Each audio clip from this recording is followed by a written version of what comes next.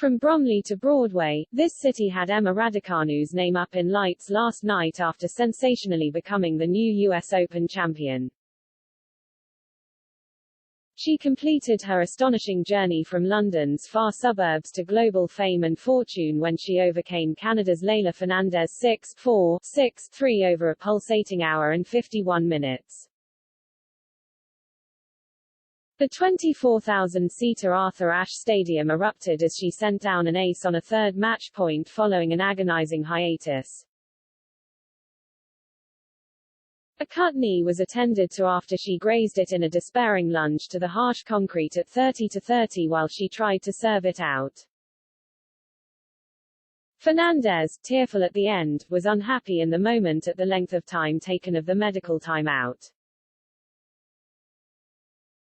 However, with blood running down her opponent's shin, there was little alternative but to properly dress it. The Canadian created another break point after the resumption at 30-40 but, showing zen-like calm, Raducanu worked her way to a third match point that was sealed with one last serve that flew past her flailing backhand.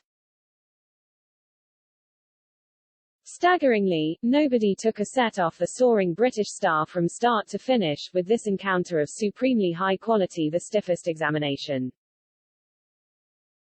Raducanu becomes Britain's first women's Grand Slam champion since another Kent-based player, the watching Virginia Wade, won Wimbledon in the Jubilee year of 1977.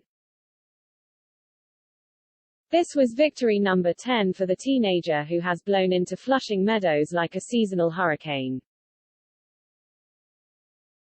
She becomes the first man or woman in the modern era to come through the qualifying at a major to claim the title. This is not supposed to happen. Life will never be the same again for the 18-year-old from Kent, who pulled off one of the most extraordinary results seen in the history of any sport, let alone tennis. After briefly leaving the court to join her team in the stands, she said, "Leylah was always going to fight, that's the competitor she is.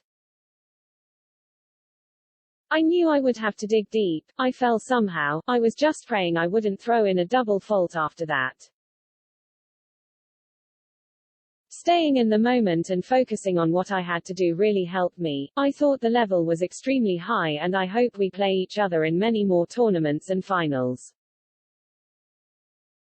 Fernandez was gracious during the presentation, saying, "Emma played amazing, I congratulate you and your team."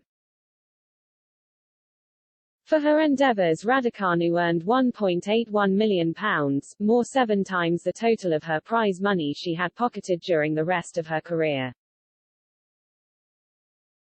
That speaks of her astonishing rise, as she also became the first woman to win the title in only her second Grand Slam. That seems almost incidental, as does the fact that her world ranking will now soar to 32, having been 338 at the start of Wimbledon. Less than 4 months after finishing her A-levels, and barely 2 after having to be helped off court 1 in some distress, she is walking with the greats of the game. Many, from Chris Evert to Martina Navratilova, were here to see her do it, producing an uplifting end to what was an otherwise somber day in New York on the anniversary of 9/11. The marking of that with a ceremony preceded the final, putting back the scheduled start time while respects were paid. Once the players, neither of whom were alive at the time, had come onto court, the mood changed into one of eager anticipation as the sport for a first all-teenage slam final in 22 years. Neither of the two men who have been so instrumental in driving their careers, fathers Jorge Fernandez and Ian Raducanu, were present. For the former it was a case of superstition and not wanting to change a pattern, for the latter he was unable to enter the USA to see his daughter's first, but doubtless not last, attempt at glory. Amid a febrile atmosphere that neither would have remotely experienced, the two players needed time to settle and a tug-of-war ensued over the first 3 games, which took 23 minutes. Raducanu's initial break was immediately wiped out, and there was to be no Raducanu roll from 2-0, instead exhilarating baseline exchanges which came out with honors even as they moved to 4-3. Fernandez's game had been underpinned this fortnight by her swinging left-handed serve, but it was clear that the British player's return, already shaping up to be a great shot in the women's game, was on her mind. The breakthrough came at 5-4 when, after showing uncharacteristic frustration, the Kent teenager claimed a fourth set point with a rasping forehand set up by the return. She demanded the acclaim of the crowd, something else we had not seen before here. She knew that the Canadian would be now asked to go for another 3 sets and that she probably had more in reserve. Having worked her way to 1-0 and then 0-40 against serve at the start of the second, the Raducanu level suddenly dropped and she found herself a breakdown at 1-2, only to mimic her opponent by digging her way back to parity.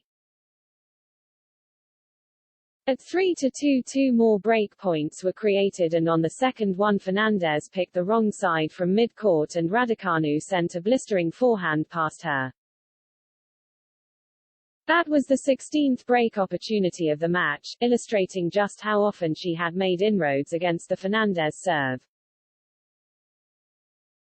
The Canadian competed hard to the end, and defied the first 2 match points at 2-5, the second one being a straightforward forehand miss from Raducanu. The crowd was right behind the Canadian by now, and Raducanu's arm must have weighed a ton as she served for it.